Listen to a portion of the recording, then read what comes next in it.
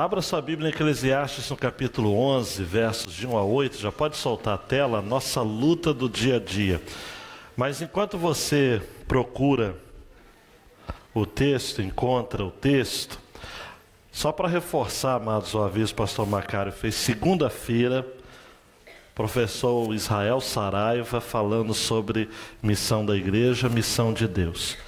Eu fiquei impressionado quando eu vi o Israel numa aula que eu tive com ele no Perspectivas. É um jovem, e você olha para o rapaz assim, você fala, poxa, é muito novo, né? Mas ele tem um conteúdo extraordinário.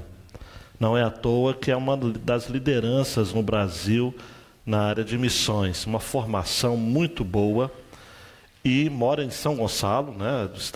Do nosso estado aí do Rio de Janeiro. E ele vai estar, a aula dele, eu coloquei missão da igreja, missão de Deus, missão da igreja, para ficar mais claro, né? Mas ele vai falar sobre a chamada tarefa do remanescente.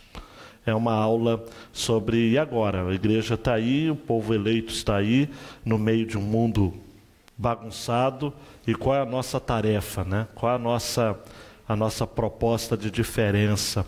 Nós vamos ficar a vida toda dizendo, poxa, a Angra está perigosa. Puxa vida, vou ter que sair daqui, né? Vou ter que... Vai para onde? Vai para Marte? Né? Lá também deve estar ruim, os marcianos também devem estar brigando uns com os outros lá. Porque o mundo jaz no maligno, amados. Nós temos uma tarefa neste mundo. Então venha segunda-feira, sei que é um dia atípico, 19 horas, venha despretensiosamente e você vai ouvir uma boa palestra, eu não tenho dúvidas disso. Vai ser um louvor muito rápido, 2 cânticos, uma oração, 2 cânticos rapidinho e um momento de aula, e o rapaz realmente promete, tem conteúdo e vai ser um tempo rico aqui juntos, tá, ok? Vamos então à leitura do texto. Esse capítulo, amados, de Eclesiastes, capítulo de número 11, é o menor de todos os capítulos. E eu ainda vou expor apenas até o 8, porque eu entendo que 11, 9 já faz parte da sessão que termina no 12, 10. Do 12, 10, exatamente. 12, 10, sim. Por isso eu acredito, 12, 7, né, para ser 12, 8, que grande ilusão, tudo é ilusão, diz o sábio, tudo é ilusão. A gente vai fazendo a separação das porções, levando em consideração esta palavra também, que é chave no livro, que é a palavra ilusão, ou, em algumas versões, vaidade. Final do versículo 8, tudo que está para acontecer é ilusão. E aí 12, 8, que grande ilusão, tudo é ilusão, diz o sábio, tudo é ilusão, tudo é passageiro. O capítulo 10, nós vimos na mensagem passada, já tem algum tempo, né? A gente falou sobre o despreparo que a sociedade tem tido para com os homens públicos, né? Foi uma mensagem que eu procurei ser muito contundente, da ideia de que o modo como a sociedade se organiza nem sempre preza o mérito, né? A competência. As organizações públicas não são notáveis em estabelecer critérios que sejam corretos para que homens e mulheres sejam nomeados para determinadas funções. Existem outros critérios, né? Critérios políticos, critérios de interesses e pessoais e outros mais que nós vimos na última mensagem. Se você tem curiosidade para entender sobre isso, vá no YouTube e busque a mensagem passada. Agora, o capítulo 11, esta mensagem em si, sai do macro, né, da questão da política no melhor sentido da palavra, tá? Enquanto organização da sociedade, e volta para um indivíduo. E fala do modo como nós devemos lidar com a nossa batalha do dia a dia. Eu poderia substituir a nossa luta do dia a dia como sendo a nossa labuta do dia a dia, o nosso trabalho pesado. A figura que eu escolhi para colocar no PowerPoint é essa mesmo. Vez por outra nós nos sentimos carregando o mundo. E a gente começa a chegar à conclusão de que está tudo muito pesado.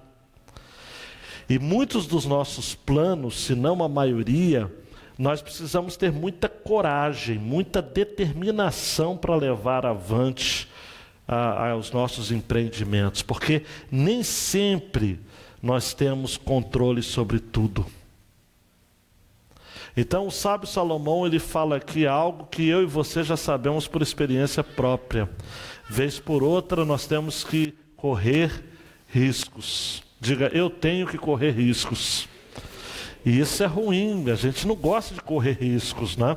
A gente gosta de fazer a coisa certa, mas mesmo que o seu planejamento seja, como diz o pessoal aí, na marca, vai ter que ter, vez por outra, o elemento da aventura. Aventura no bom sentido, no sentido de você ousar, não é? Então, nessa luta, nessa labuta do dia a dia, além de você batalhar diariamente pela sua subsistência, nós vamos aprender aqui juntos com esse texto de que você precisa confiar em Deus. Sobretudo, se satisfazer nele, porque nem sempre você vai estar tendo o retorno que você imagina. E muitas vezes você tem que plantar hoje para colher amanhã. E aí você vai precisar ser paciente. Você gosta de ser paciente? Paciente. Vamos ao texto? Lança o teu pão sobre as águas, porque depois de muitos dias o reencontrarás. Reparte o que tens com 7 até com 8, porque não sabes que mal cairá sobre a terra. Quando as nuvens estão cheias de água, derramam-na sobre a terra. Quer uma árvore caia para o sul, quer para o norte, no lugar em que a árvore cair, ali ficará. Quem observa o vento, não semeará. E o que olha para as nuvens, não colherá. Assim como não sabes o caminho do vento, nem como se formam os ossos no ventre da que está grávida, assim também não compreendes as obras de Deus, que faz todas as coisas.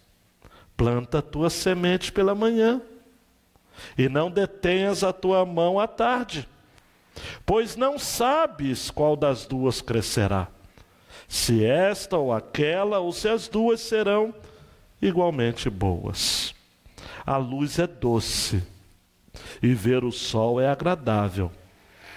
Portanto, se o homem viver muitos anos, alegre-se em todos eles. Porém, lembre-se dos dias de trevas, porque serão muitos. Tudo o que está para acontecer é ilusão. Deus, por favor, fale o coração da gente nesta noite com esta mensagem, no nome de Jesus. Amém. Amém. Ao contrário do que muita gente pensa, o livro de Eclesiastes não é escrito por um pessimista. Ed Renekiewicz estava equivocado ao dizer de que Eclesiastes é o livro mais mal-humorado da Bíblia. É um livro realmente que Salomão, ou pelo menos no título, né, ele foi infeliz. Não sei o conteúdo, mas o título não confere com a realidade. Trata-se de um livro, muito pelo contrário, mais esperançoso da Bíblia. Porque é a análise crua da vida debaixo do sol. E mesmo assim, este homem, depois de ter observado, visto, analisado, chega ao fim dizendo que a chave da vida é o temor a Deus. Que ele já tinha escrito em Provérbios, que é o temor do Senhor, o princípio da sabedoria. Por isso que este é um livro que nos ensina de que, diante das realidades da vida, que são realidades, eu já tenho ensinado isso para vocês, na maioria das vezes de trevas, de dor, de sofrimento, a vida não costuma ser generosa com ninguém. Por isso que os momentos de alegria que você tem, Eclesiastes fala, alegra-te. Alegra-te com a mulher da mocidade, coma, beba, se alegre, porque você não sabe com quem ou para quem vai ficar os bens, os produtos, os resultados do seu próprio trabalho. Então, se você puder desfrutar da sua curta existência de momentos de alegria, o faça. O faça. A grande ideia desta passagem, dando um clique, é justamente essa. O crente, ainda que batalhe diariamente pela sua subsistência, jamais despreza a sua confiança em um Deus que o satisfaz plenamente nele mesmo. Nele mesmo. A batalha é diária. Acordamos de manhã, dormimos tarde, nos envolvemos em jornadas duplas e triplas de serviço. Minhas irmãs que estão aqui são conscientes dessa realidade, vivem isso, cuidam de várias frentes. E a palavra de Deus nos garante, então, que junto disso tudo, precisa ter uma confiança inabalável. Repita comigo, confiança inabalável. Em Deus, que nos satisfaz plenamente nele mesmo. Preste atenção.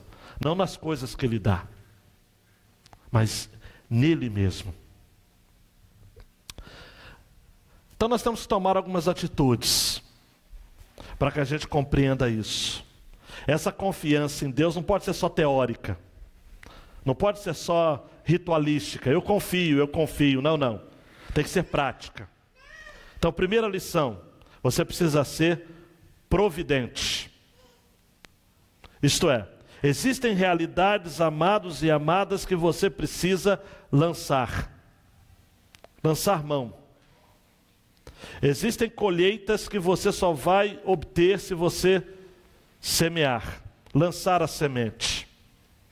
Existem investimentos ou negócios, empreendimentos, que você só vai ser bem-sucedido, ou melhor, você só vai saber se será bem-sucedido ou não, se você começar. Lança o teu pão sobre as águas. Existem 3 possibilidades de interpretação. Eu sei que é difícil, porque melhor quando só tem uma, né? Você pode entender esse texto como uma metáfora agrícola. Por muitos anos eu conheci essa e a tenho realmente como querida. Embora vi um argumento hoje de que dificilmente isso faz jus ao contexto de Salomão. O contexto agrícola é o seguinte: no Egito, em outras regiões alagadiças, terras alagadiças, se faz a semeadura quando as águas estão tomando conta das margens, dos rios, dos lagos, o que seja. E depois, então, quando a maré se recolhe, a semente que fora semeada no meio das águas já está brotando. Então, lança o teu pão sobre as águas, é o seguinte: em um contexto adverso, que você nem sabe para onde está indo a semente, isso acontecia no Egito antigo. Planta, lança o teu pão, lança o teu trigo. A ideia é de que a fé, ela consiste em você acreditar no potencial da semente, mesmo que o contexto onde essa semente está caindo não esteja ainda em condições ideais. Há algo acontecendo em meio às águas. Daí então, lança o teu pão sobre as águas, porque depois de muitos dias, o reencontrarás. Está posta a primeira possibilidade. A segunda é a possibilidade filantrópica. Faça o bem, sem olhar a quem. Porque aquelas pessoas que hoje você ajuda, amanhã elas podem ajudar a você. Então lança o pão. Pão na Bíblia significa sustento, cuidado de Deus, não é? É o maná. Jesus, quando ensinou a oração do Pai Nosso, ele ensinou também a oração do pão, que é nosso. O próprio Jesus, ele disse: eu sou o pão vivo que desceu do céu. Então pão é sinônimo de sustento, de provisão. Então se você for generoso, e a ideia da generosidade nessa interpretação, ao lançar o seu pão sobre aquelas pessoas que estão carentes, necessitadas, e depois, segundo o versículo 2, você repartir com o que você tem, com 7 ou com 8, você vai estar exercendo então algo que é próprio, do próprio caráter de Deus. Há um provérbio de Salomão que diz: quem dá aos pobres, empresta a Deus. É fato, amados, de que quem ajuda é abençoado. A minha única questão com essa interpretação é se o fato de eu ajudar, pensando em receber algo depois, se isso não quebra um encanto da generosidade sincera. É uma dúvida que eu tenho, não é? A terceira possibilidade de interpretação é do mundo comercial. Tem muito a ver com o contexto de Salomão. Lançar o pão é enviar os grãos de trigo para exportação. É fazer negócios.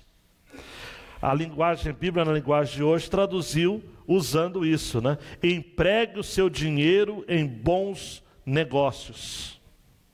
A ideia dessa terceira possibilidade é de que você tem que ser alguém que de fato invista. E para investir você precisa correr riscos. E às vezes você vai investir muitas sementes, muitos grãos, na pretensão de conseguir alguma coisa em volta. Você pode conseguir ou não, mas de todo modo você tem que fazer o investimento. Tem de tentar. É aquilo que popularmente o pessoal diz: a situação já está feia, eu parado, eu vou agir, porque aí o que vier é lucro. Pobre eu já sou, e feio, alguns. Então o que vier de novidade é lucro, amados. Eu vou lançar meu pão sobre as águas. Depois de muitos dias, eu vou encontrar. E aquilo que eu tenho e Deus vai me dar, não vai ser só para mim, porque eu vou repartir. Porque eu não sei quando chegará o dia da calamidade. E o frio que aperta o meu vizinho, aperta o meu também. A dor que dói lá, vento que venta lá, venta cá também, né? Talvez seja um pouco disso tudo que esse texto nos apresenta. A King James, por exemplo, traduziu com a ideia da generosidade, né? Distribua com generosidade o teu pão, como se o atirasse sobre as águas, e depois de algum tempo o receberás de volta. Isso tem base bíblica. Hebreus 6,10 vai dizer o seguinte: Deus não é injusto para se esquecer da vossa obra e do trabalho e do amor que para com seu nome mostrastes. Deus não esquece aquilo que você faz com generosidade. Mas eu gosto de pensar esse joga o seu pão sobre as águas na direção de que a vida apresenta oportunidades que a gente tem que aproveitar. E que independente se for comércio marítimo ou filantropia, espalhando recursos financeiros, ou a ideia de dar aos pobres, eu lanço o meu pão sobre as águas e depois eu vou recebê-lo de volta. Eu não posso me permitir parar ou me permitir ficar paralisado diante da imprevisibilidade da vida. Esse texto fala muito da imprevisibilidade da vida, que é um tema em Eclesiastes, né? Eclesiastes 9:1, ele vai dizer, olha, deveras todas essas coisas considerei no meu coração para declarar isso. Os justos e os sábios e as suas obras estão nas mãos de Deus. Eclesiastes 9:11 vai dizer, olha, voltei-me e vi debaixo do sol que não é dos ligeiros a carreira, nem dos fortes a batalha, nem tampouco dos sábios o pão, nem tampouco dos prudentes as riquezas, nem tampouco dos entendidos o favor, mas o tempo e a oportunidade ocorrem a todos. E Eclesiastes 10:14 vai dizer, o tolo multiplica palavras, porém um homem não sabe o que será, e quem lhe fará saber o que será depois dele? Temos que ser providentes, temos que arriscar, temos que ousar. E a porção que vamos receber, versículo 2, temos de repartir com outros, com 7, com 8, o que seja. Onde come 7, come 8 e vamos nessa. Em tempos de crise, amados, a gente espera infortúnios e sofrimento. Eclesiastes 11, versículo 2, diz, reparte com 7, com 8. A Bíblia de Jerusalém diz, pois não sabes que desgraça pode vir sobre a terra. Versículo 3, eu gosto de puxar o versículo 3 para essa porção, porque diz respeito, amados, da inevitabilidade das tragédias, isto é, por mais que a vida seja imprevisível, no que diz respeito a gente não saber o que ela nos dará, mesmo quando nós trabalhamos de maneira providente, é certo, amados, não estou recitando música não, que o que tem que ser, será. Versículo 3, quando as nuvens estão cheias de água, derramam-no sobre a terra. Quer uma árvore caia para o sul, quer para o norte, no lugar que a árvore cair, ali ficará.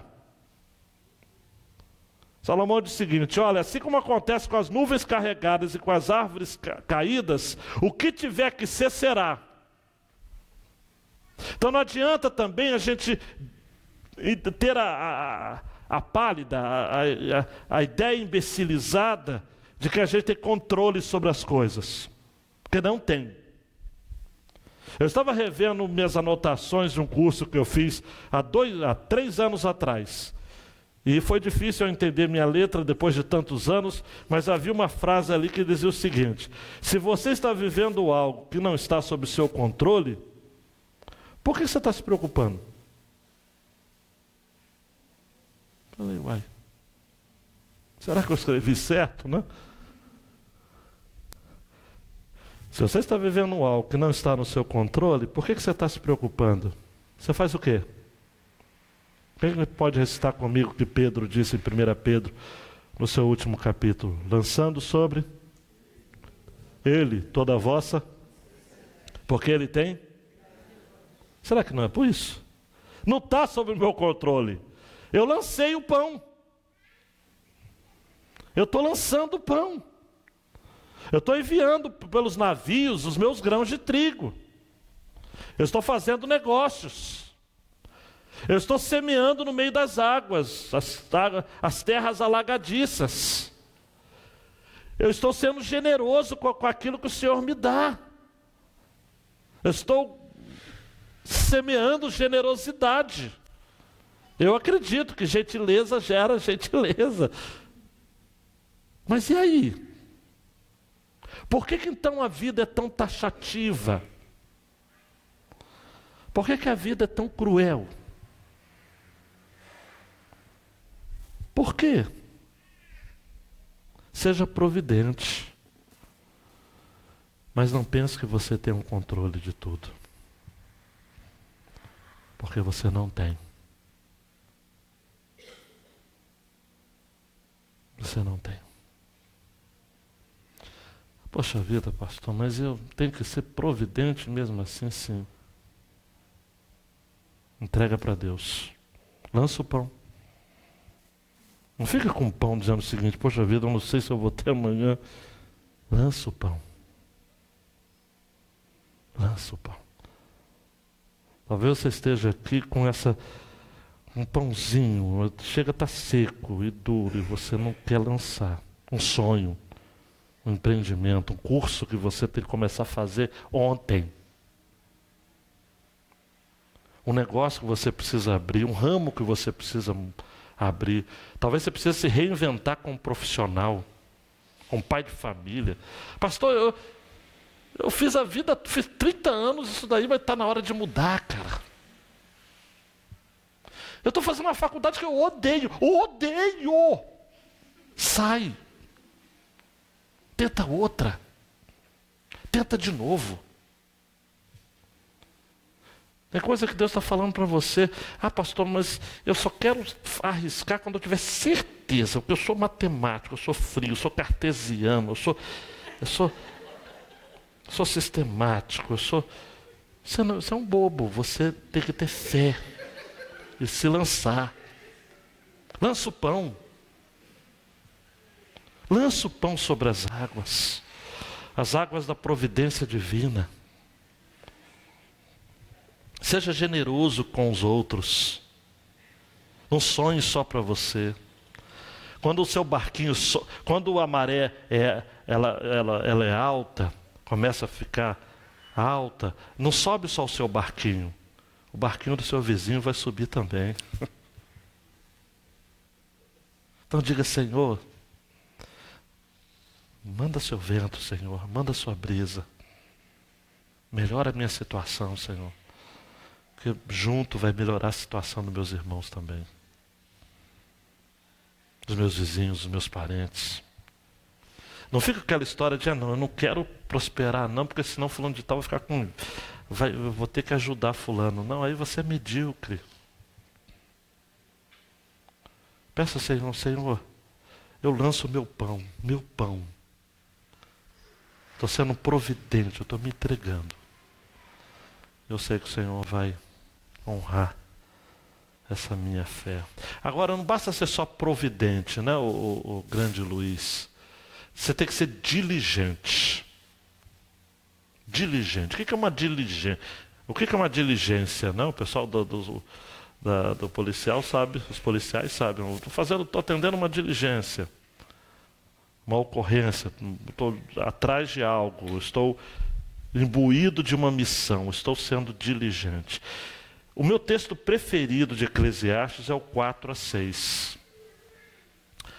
Não é?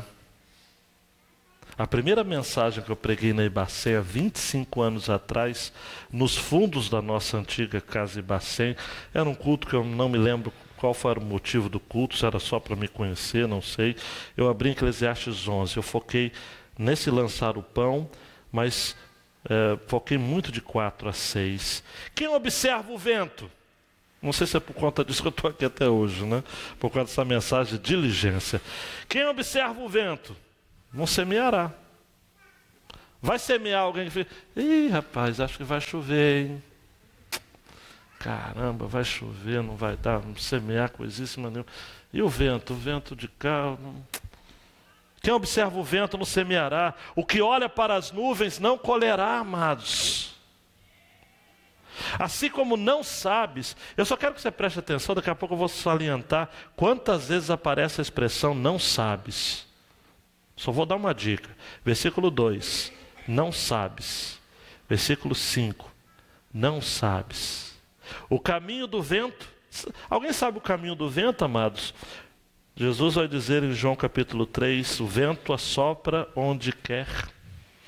E ouves a sua voz, mas não sabes de onde vem, nem para onde vai. Assim é todo aquele que é nascido do Espírito.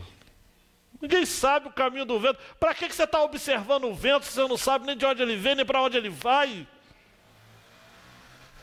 Por que antes de você sonhar, de acreditar, de ser diligente na obra que o Senhor colocou nas suas mãos para fazer? Quantas pessoas, amados, dizem todo final de ano, olha, o ano que vem eu vou detonar, vou ler a Bíblia toda, vou orar todo dia. Pastor, pode marcar culto de oração meia-noite, eu estou lá. eu vou, ano que vem, ano que vem, ano que vem. É a mesma lógica do camarada que eu, segunda-feira, começa a dieta. E a pessoa vai postergando, postergando, postergando, postergando. Quem observa o vento não semeará.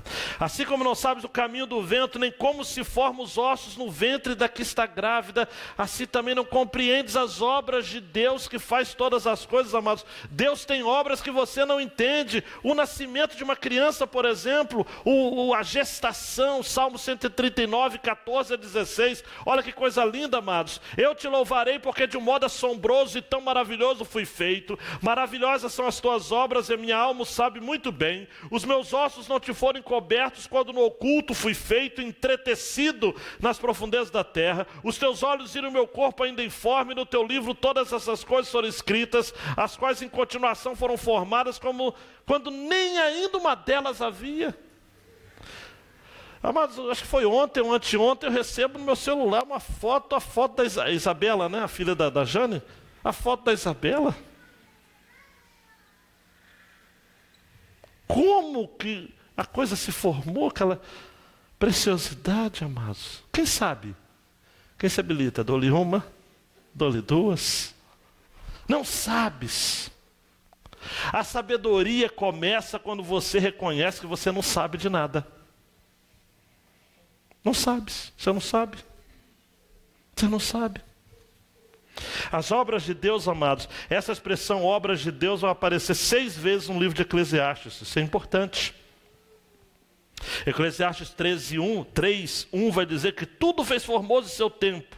Também pôs o mundo no coração do homem sem que esse possa descobrir a obra que Deus fez desde o princípio até o fim. Não vou ler todas as 6, mas Eclesiastes 7:13 vai dizer: atenta para a obra de Deus, porque quem poderá endireitar o que ele fez torto? Amados, o que Deus fez torto não adianta. Quem vai poder endireitar? Obra de Deus. No livro de Eclesiastes, obra de Deus é coisa que ele faz e que ele não tem que dar satisfações para ninguém. O que você tem que ser? Diligente, você tem que plantar. Salmo 126, versículo 6. Aquele que sai, levando a semente para semear, andando e chorando, voltará sem dúvida com alegria, trazendo consigo seus feixes. Você tem que sair. Aquele que sai. Nossa incumbência é plantar, amados. Versículo 6. Planta a tua semente pela manhã, e não detenhas a tua mão à tarde, pois não sabes, terceira vez, não sabes. Versículo 2, versículo 5, versículo 6. Não sabes qual das duas crescerá, se esta ou se aquela, ou se ambas as duas serão igualmente boas. Você tem que plantar. Plantar aqui no original é a mesma palavra para semear. E para tornar-se grávida também. Aí a interpretação eu deixo para você. A ideia de você tem que ser ousado, fecundar. O Paul Augusto tinha uma visão, levou isso ao pé da letra, e ele falava, né, de que quando você ora, você se torna grávido da promessa de Deus para a sua vida. Né? Mas deixa o Paul Augusto com o seu misticismo para lá. A ideia é o seguinte: você tem que fazer a sua parte, plantar. Aquele que sai, vou repetir o texto, levando a semente para semear. Eclesiastes também vai dizer num texto, você sabe qual é, Eclesiastes 9:10. Tudo quanto te vier à mão para fazer, faze-o com todas as tuas forças. E para continuar, né? Teve um irmão que não preparou a mensagem, era um culto de aniversário, um senhorzinho da igreja, e ele abriu a Bíblia e falou: vou pregar nesse texto mesmo. Tudo quanto tiver a mão para fazer, faz com todas as tuas forças. Até aí tudo bem. Mas, porque na sepultura para onde vais? Não há trabalho, nem projeto, nem conhecimento, nem sabedoria. O irmão que estava recebendo o culto falou: aí não, né? Aí não.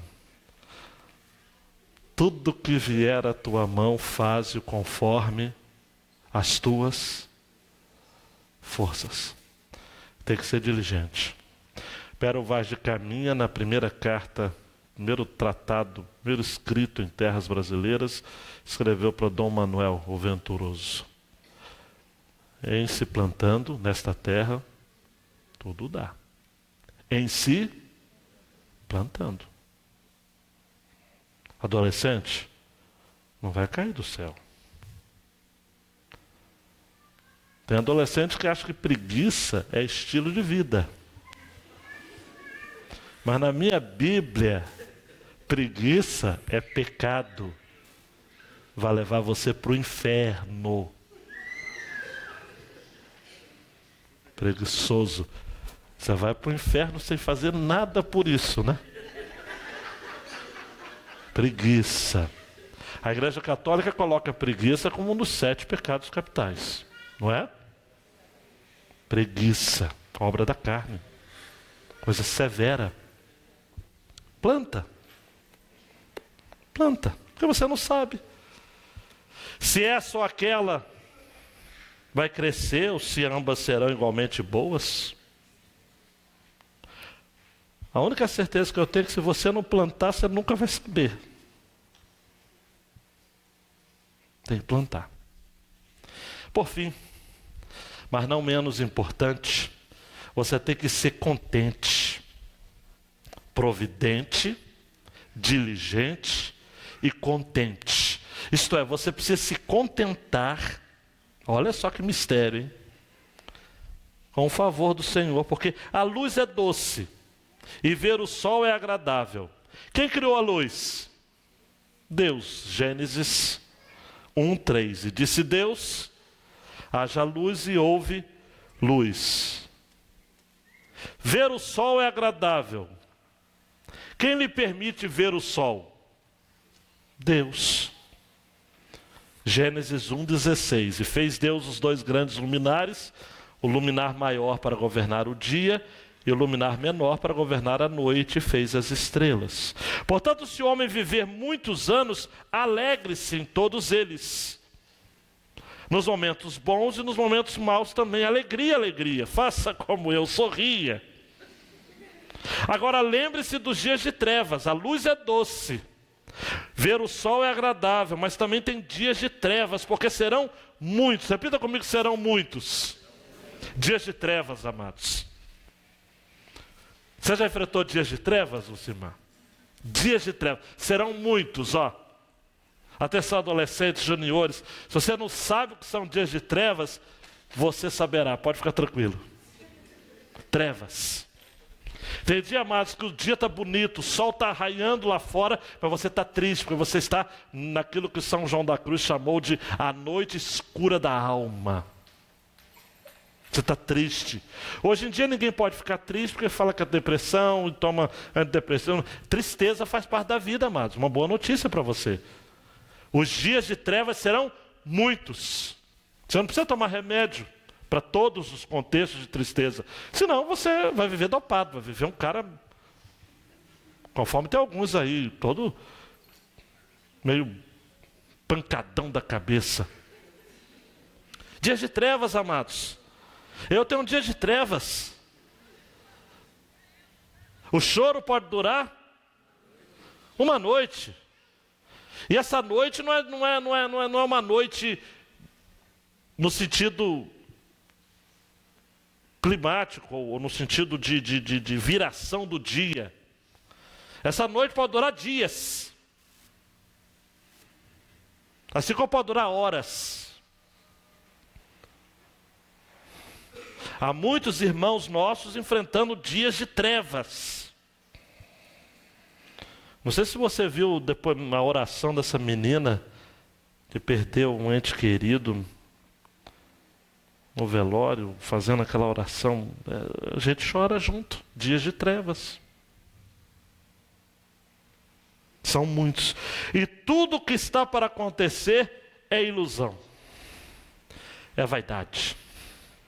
Amados, essa ideia da longevidade, a longevidade é viver muito. Se o homem viver muitos anos, alegre-se todos eles, porém lembre-se dos dias de trevas. Longevidade, amados, é uma dádiva divina. Você sabia? Recentemente, o pastor Jequion enterrou o sogro. Pastor Léo, me ajuda, 96? Gente, isso é uma dádiva divina, viver 96 anos. Porque, na verdade, a vida, amados, ela é muito passageira. A vida é vaidade, é fugaz. A palavra no hebraico para ilusão, vaidade, é heibel. Isto é um fôlego, é um vapor.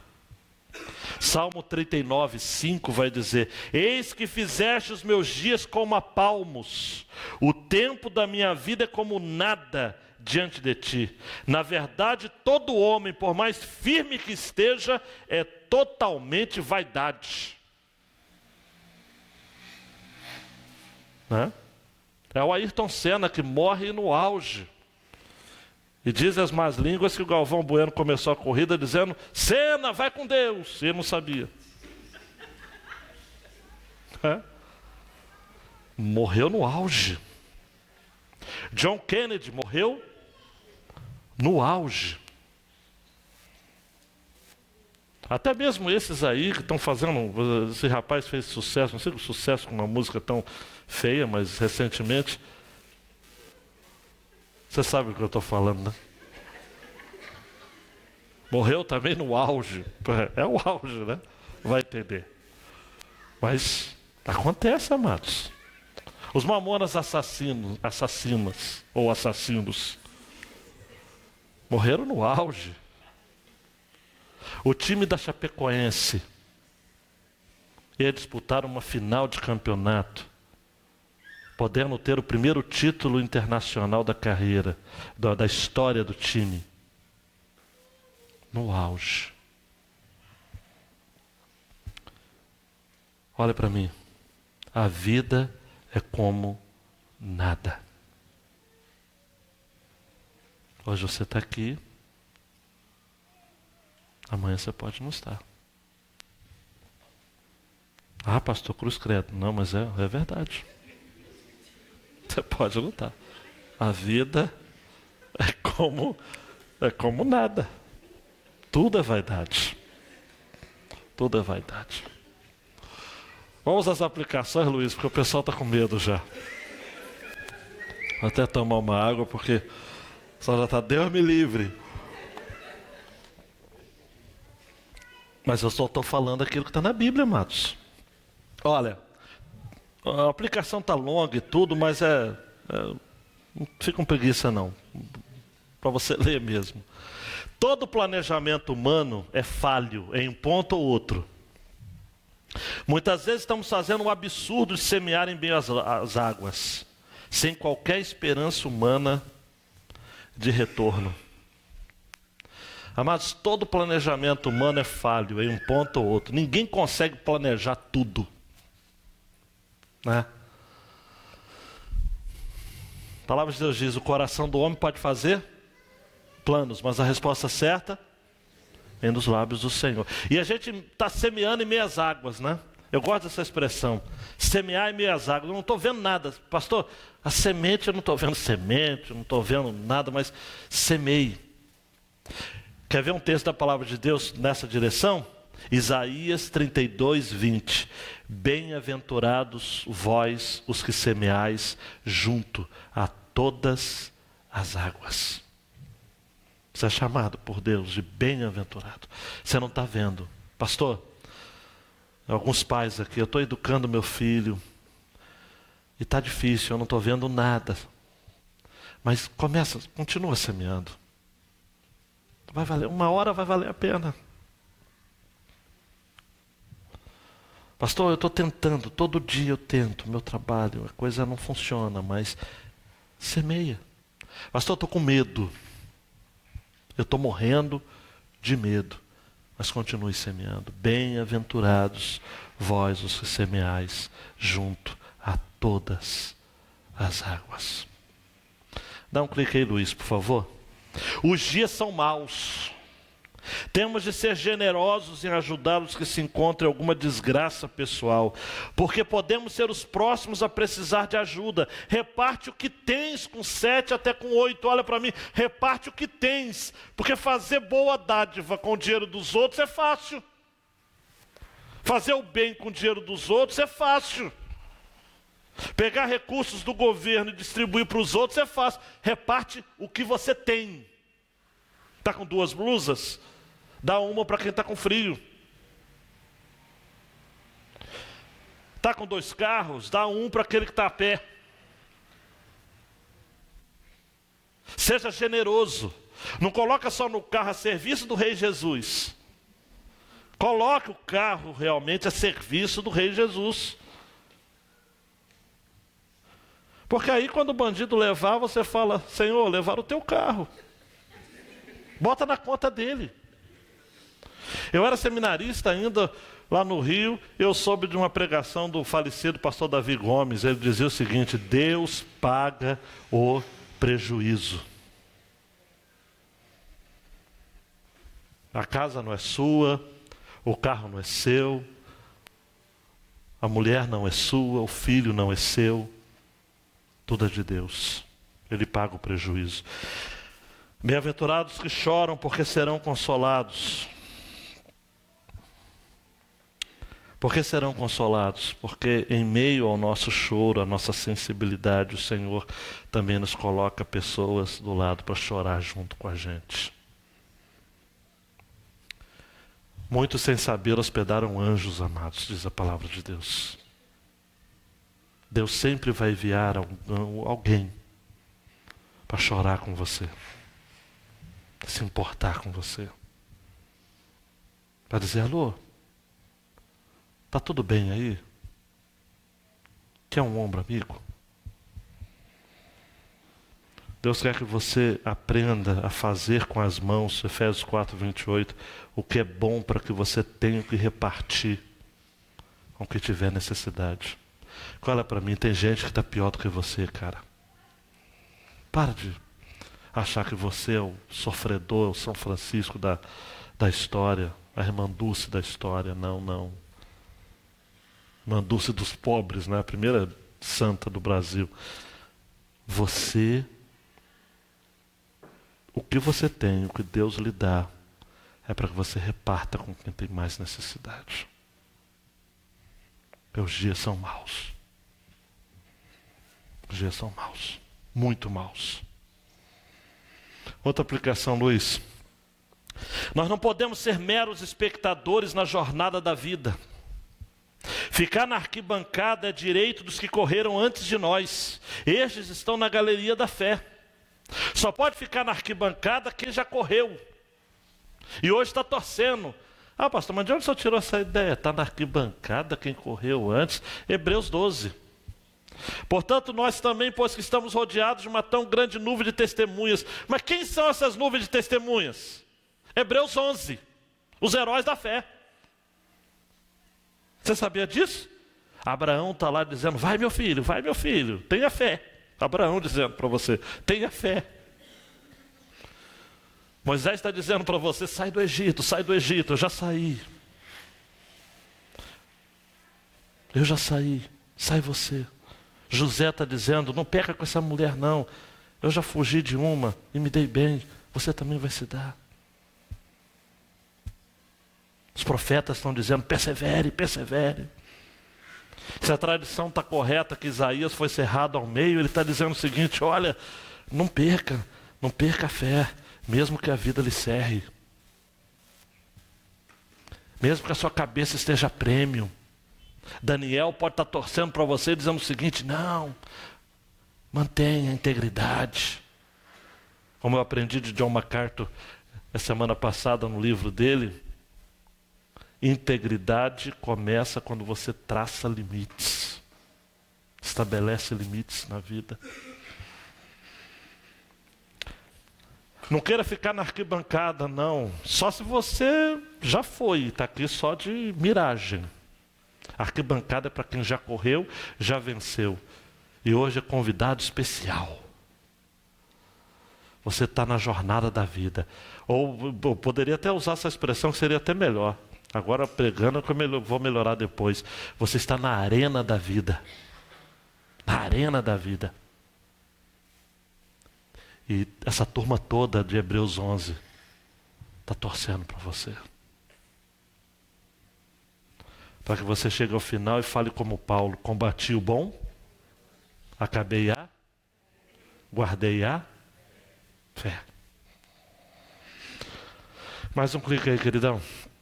Reconhecer que não se sabe de tudo é o primeiro passo para desenvolvermos em nosso coração uma fé pequena em um grande Deus. Tem gente que chega para a gente e fala: pastor, eu quero ter uma fé grande. Você não precisa ter uma fé grande, você precisa ter uma fé pequena num grande Deus.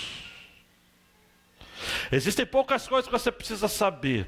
Só nesse texto de Eclesiastes 3 vezes aparece a expressão não sabes, não sabes, não sabes. Aí você vai dizer: mas pastor, eu tenho que saber o quê? Você tem que saber aquilo que Paulo vai dizer em 2 Timóteo 1,12. Eu sei em quem tenho crido, e estou certo de que é poderoso para guardar o meu depósito até aquele dia. O que você precisa saber é: você tem um Deus. Só isso. Agora o restante, não se preocupa, para de perguntar os porquês. Descanse nos paraquês. Agora é profundo, hein? Pare de buscar os porquês. Descanse nos paraquês, nos propósitos de Deus para a sua vida. E por fim, essa daqui é forte.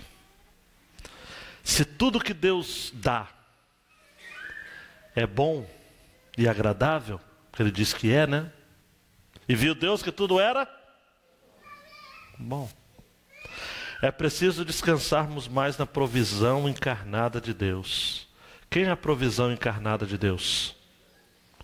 Jesus. Do que em nossos recursos pessoais. Eu gosto de fazer isso, mas é um símbolo apenas, mas eu gosto. Salmo 84:11. Estenda suas mãos assim para receber essa promessa. Porque o Senhor Deus é um sol e escudo. O Senhor dará graça e glória. Não retirará bem algum aos que andam na retidão.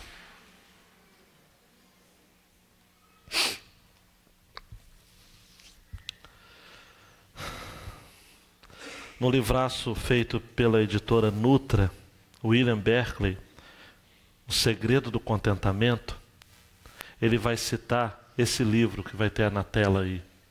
Dá um clique. Não há gente sem importância. Esse livro da editora Cultura Cristã é de Francis Schaeffer. São 16, se não me engano, sermões. Um desses sermões, Francis Schaeffer fala sobre a vara de Moisés.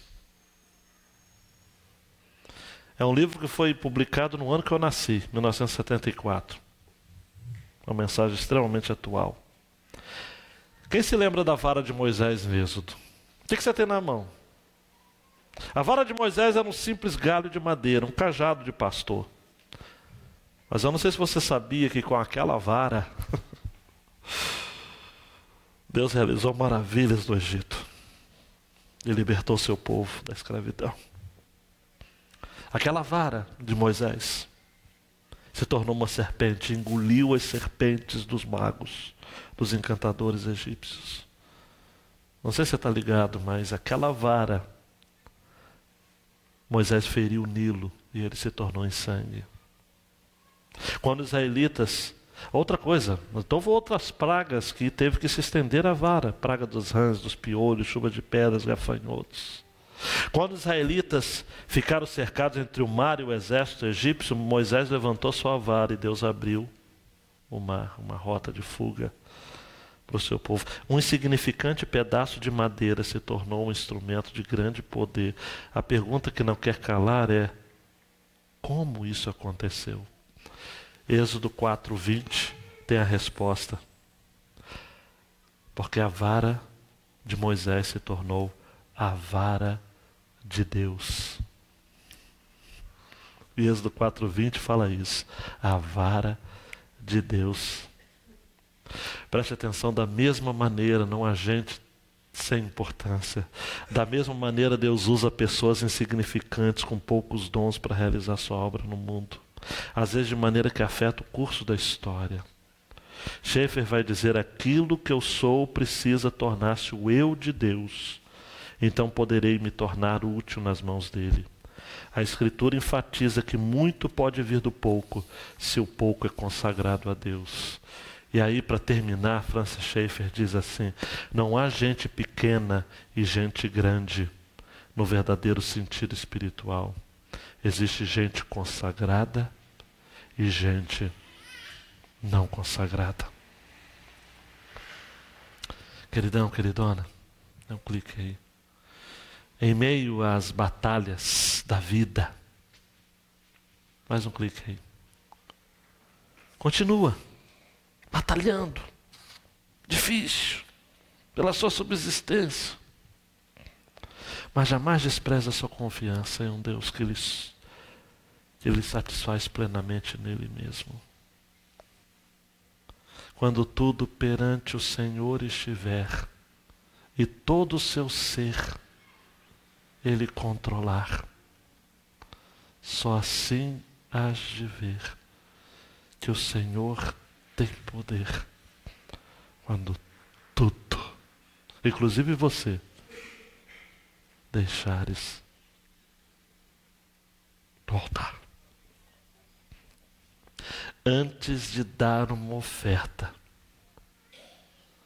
seja uma oferta para Deus. Tudo. Tudo. Seja providente, seja diligente, seja contente, alegre-se, porque os dias tristes vêm. E em meio a tudo, Deus continua sendo Deus. Ele usa você, mesmo uma vara, pedacinho de madeira, e Ele chama essa vara de vara de Deus. Quando o seu eu se mistura com o eu de Deus, você se torna instrumento dele para a realização de grandes coisas. O mundo ainda está para ver o que Deus pode fazer com aquele que se entrega e se submete inteiramente a Ele. E D.L. Moody disse: eu serei este homem. E o foi. E você? Abaixa a cabeça, vamos orar. Deus, vasos frágeis somos. Vivemos aqui semeando em meio às águas. No imponderável, no imprevisível, no inexorável, na dureza da lida, no chão rachado da seca. A vida é dura. O mal vem. A desgraça vem, a calamidade chega. A dor, o diagnóstico, o nódulo, ele vem. A perturbação da mente, a dor da alma, o coração desassossegado, o pecado de um filho, a doença de um ente querido. Tudo isso nos pega, nos marca, nos machuca, nos tortura. E a gente chora, porque dói. Dói muito. Mas ao mesmo tempo a sua palavra diz: planta. Planta a semente. Sai com a semente na mão. Joga a semente na terra. A gente não sabe o caminho do vento, então não dá para ficar observando. A meteorologia pode ser enganada. pode nos pregar peças. Temos que trabalhar de sol a sol.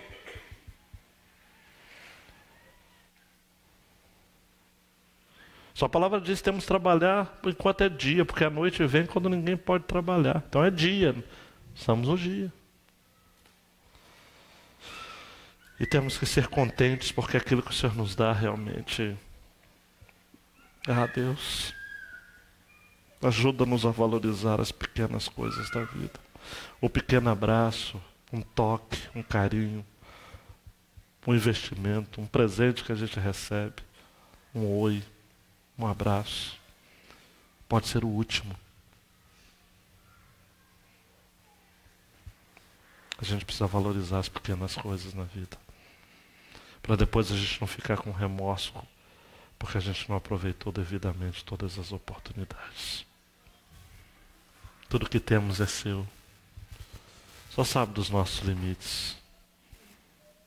Só sabe que a gente tem as nossas lutas, as nossas ziqueziras, nossas doenças, nossas misérias. Mas mesmo assim nós nos entregamos por inteiro no teu altar. Rogo-vos, pois, irmãos, pela compaixão de Deus, que apresenteis os vossos corpos como sacrifício santo, vivo e agradável. Sacrifício vivo. Está ali, Deus. Queremos experimentar a sua vontade, que é boa, perfeita e agradável. Estamos aí, ó Deus. Conta com a gente. Mantenha-nos, ó Pai, ligados. Mantenha-nos focados. Aconteça o que acontecer. Se a gente desviar do caminho, mete o cajado na gente.